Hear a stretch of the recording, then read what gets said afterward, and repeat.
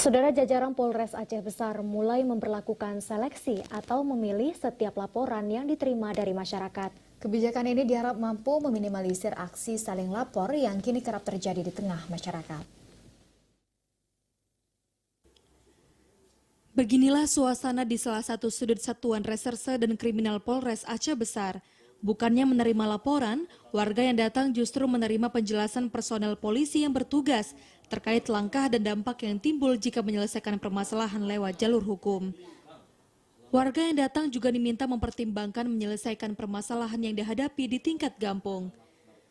Menurut Kasat Reskrim Polres Aceh Besar, Ibtu Zeska Julian Tarunawijaya, kebijakan ini merupakan bagian seleksi yang dilakukan pihaknya sebelum menerima laporan warga.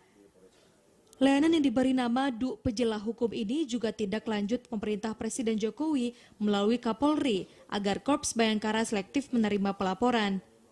Selain itu, sesuai Kanun Aceh Nomor 9 Tahun 2008, masyarakat Aceh juga diperkenankan menyelesaikan 18 kasus di tingkat desa, khususnya kasus tindak pidana ringan.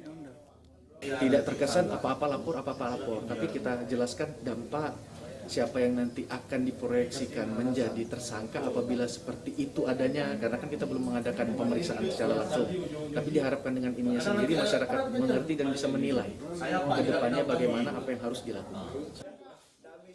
Melalui layanan ini, Polres Aceh Besar berharap warga tidak dengan mudah membawa permasalahan yang dihadapi, khususnya tindak pidana ringan, ke jalur hukum.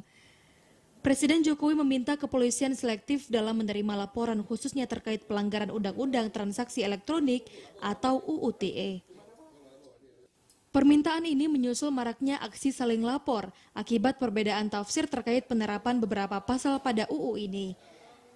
Penerapannya diharap tidak melukai rasa keadilan di tengah masyarakat.